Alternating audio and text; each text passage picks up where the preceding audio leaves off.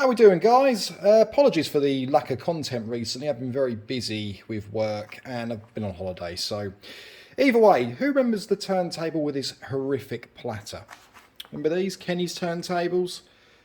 The ones that look like they spent the last 40,000 years sitting inside a canal, submerged in God knows how much water and grime and dust and dirt and all sorts.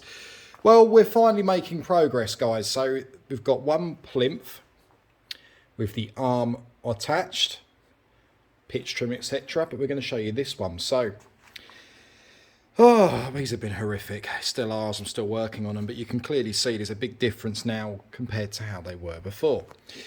So, we've sourced a replacement platter in very, very nice condition. Much better than the one that was on there, as you can all quite clearly see. Let's talk you through what I've done so far on this. So the board is in, the board has been serviced on this turntable. Lots of components were needed, but we're now back up to scratch with the board. With the plinth itself, this was so bad. Well, you saw how bad it was judging from the platter on here. If you aren't familiar with the turntable, have a look on the previous videos and you'll find this turntable. But this was so bad. I mean, usually what happens when people request vinyl wrapping with these turntables, I'll remove a layer of paint. So we'll skim down the layer because obviously originally these would have been powder coated. So remove the layer completely, smooth everything off, and then apply the vinyl over the top until I'm happy. Well, it would have been a complete waste of time doing this because the surface was so bad all around the edges. You would have seen chips, marks, corrosion everywhere. And I'm not just putting vinyl down onto something and, you know, going, there you go, thanks very much, and it looks terrible. So what I've done, as you can see here, I've powder coated both of these. They've both been powder coated. So all the original surface has all been removed. The coating's been reapplied. We've gone for a very close colour option to the original. At least this way, it finishes everything off nicely, so all of the edges are nice and smooth, the top plate's lovely and smooth, and it just all comes up like new. Also what I've done, because the arm assemblies were just as bad, as you'll all remember, I've also had the arm sections all powder coated too, so these have been powder coated. The arm tubes themselves, if you're wondering why they're both in bags, they are both brand spanking new, so the tubes themselves are new. One of them was covered in corrosion and the other one was bent. One had bearing damage, the other one was okay, but either way, because I had to recoat everything to match, the bearings had to be replaced. So we've got a new top and bottom bearing on these, on both turntables. As you can see here, both sections here have both been recoated as well. The pivots have been machine polished. It's looking a lot more healthier than it was before. Brand new pitch trims on both, brand new shader cloths underneath on both. The inner section of the trim has been wrapped as well, which obviously I apply and hand cut prior to popping the trim on the deck. The pop-up surrounds are a hell of a lot cleaner than they were on both turntables now. I'm very happy with the outcome of that. We've got one start and stop assembly installed, which I've actually done today. So these actually have green LEDs in the strobe and green LEDs in the 33 and the 45. The resistance has been changed on the main board itself to drop the output so that the LEDs are not going to be blinding you when you turn them on, like a lot of people tend to do. It's unfortunate, but this is how things work. So unless you know what you're doing in changing the values on the board, these will be super bright. But either way, that's been sorted. So these are going to have a really nice output. 33 and 45 tactile switches have both been changed, so they actually do click and move, whereas before they didn't. The on-off switch, the ball bearing has been replaced as well, because that was nowhere to be seen inside the turntable. The switch had fallen through. Cap's in fantastic condition. All buttons have been deep cleaned, removed, operation assembly completely rebuilt. The rubber base on these, I mean, if you look at the video from previous, the rubber base on both turntables are absolutely horrific, but this one is just the very first clean up. This one's cleaned up very, very well indeed.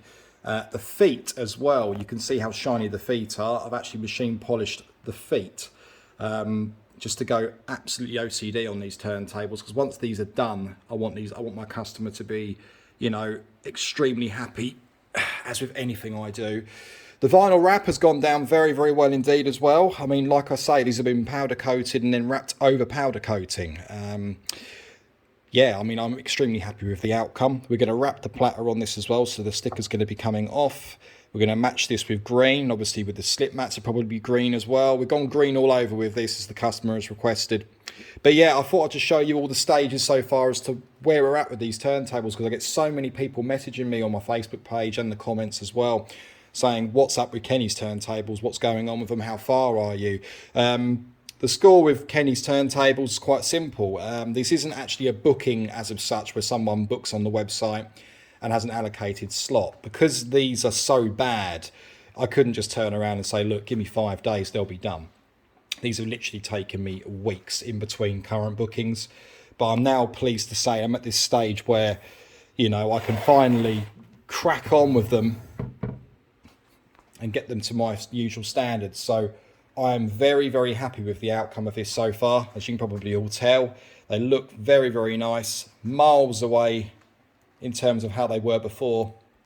And once I crack on with the second base and obviously get working on the second main board, I think we'll be happy. Even the plates for the power cables, where the grommets go through for the cable itself, that's even been machine polished. I've gone through everything on these.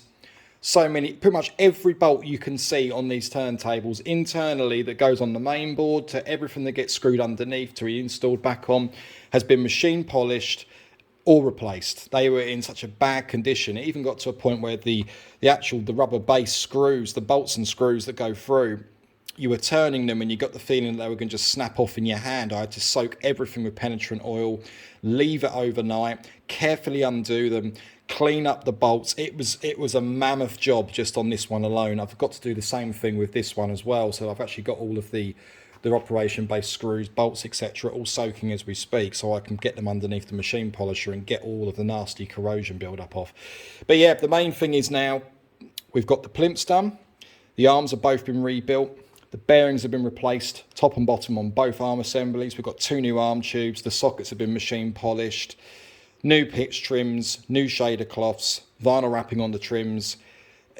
Yeah, I mean, I can't wait to see the outcome of these. I'm really looking forward to it. Really, really am. Graphics obviously need to be popped on there, but they're going to be done last and then left overnight, just to finalise everything. But either way, with this turntable, I still have to complete the pop-ups. So we've still got to install the pop-up SMD assemblies on these in green. We've got green going on for the pitch, brand spanking new slider units to go in these as well. They've got to be popped in. We're nearly there, but it's not like me to show you a video of something that hasn't been finished, you know, because I do enjoy just doing videos that have been finished, but I thought I'd show you one of something that's still a work in progress, and I think you'll all be interested to see how I'm getting on with them, so hence the video. Plus, I haven't put any videos on for a couple of weeks. Like I say, I had 2 weeks off for my birthday in July. So that's why there's been no videos then. And actually, after next week, we're away again for 2 weeks because it's my other half's birthday and we're off to Rome. So there is going to be a lot of videos to be uploaded. And again, all I can do is apologise for people for not replying back to comments and obviously popping any new content on. I am still here. I'm just very busy and have a business to run, obviously doing this for a living. So when I wasn't on holiday, I've been cracking on with the work, getting things done so my customers are happy and they get things back in time before I go away. So yeah, keep your eyes on the page. You're going to see more of these coming up very, very shortly. I would imagine I will have these, I want to get these done by the end of next week. So keep your eyes on the page because I should have a finished pair, well, this pair should be finished by the end of play next week. So I want to get these back ideally finished. I'm back with Kenny by the end of the week next week. So we shall see what happens.